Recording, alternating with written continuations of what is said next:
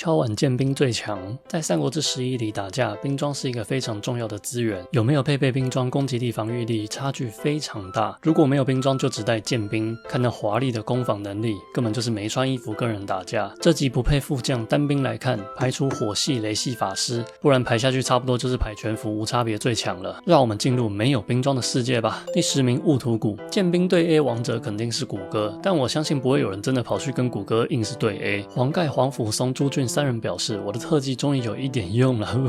第9名邓艾，是的，我们强行对剑兵也有效，抢位打带跑一哥。第8名关羽、孙坚，驱逐效果剑兵也有效，只是不大，普攻暴击打一下大约多100左右。第7名关平无意满宠暴信，刚刚驱逐打人多个100也不算什么，我们辅佐帮打一下200 up， 而且队友越多帮打越多下。第6名铁臂哥们，普攻对撞伤害55波，伤害100，自损也100，所以奇攻会是最好的输出手段，而铁臂可以封锁奇攻，绝对能坦的你不要。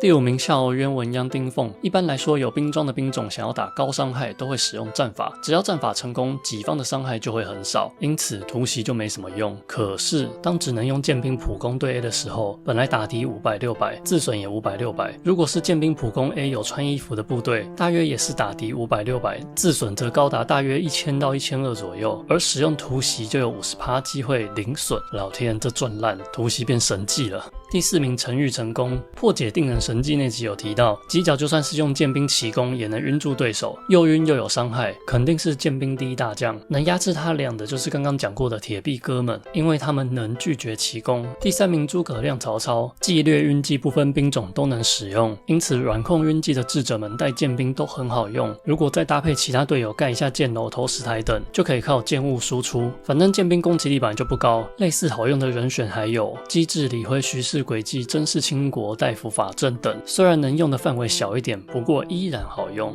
第2名周瑜，不是说不算进火系法师，对，就算周瑜不用火球火种的大范围火技，只用计略蓝的火技直接纯烧部队，刚刚突袭只是有机会打别人零损，周瑜在你面前弹一下手指，照样让你灰飞烟灭，随便烧一次都有600到900以上，100%零损。第1名贾逵、刘略、刘平，逐城队不需要自己攻击，最好的进攻就是在场上盖满军事建物，根据战况需求不断插上箭楼、投石台、城塞。别说在只有剑兵的世界，根本没人打得赢逐城，只要在合适的场地配合走位军事建物、土墙、石墙，剑兵逐城甚至有机会干赢有兵装的部队。另外2位逐城就不选了，单兵的话统帅武力太低。By the way， 以前还真的玩过只用剑兵加冲车，剑兵还不能攻击，只能盖建物，游戏瞬间变成非洲模式，推荐大家可以试试。如果搭配副将，有几个应该蛮有看头的是雾屠谷、赵云、贾逵，这对要求贵，又弹又不会中计，还给你天降箭楼，或是把贾逵换成一个铁臂也会很恐怖。这一队可以在森林战中直接自杀式冲进敌阵之中，而且他还可以打赢哦。再一个关羽、丁奉、牛金，哇，这队普攻暴击又可能不被反击，搞不好还连击，而且连击的第2下也可以触发突袭。做完的这集心得是突袭连击真香。还有什么见人搭配留言跟大家分享吧。剪辑师我是新手表示疑问，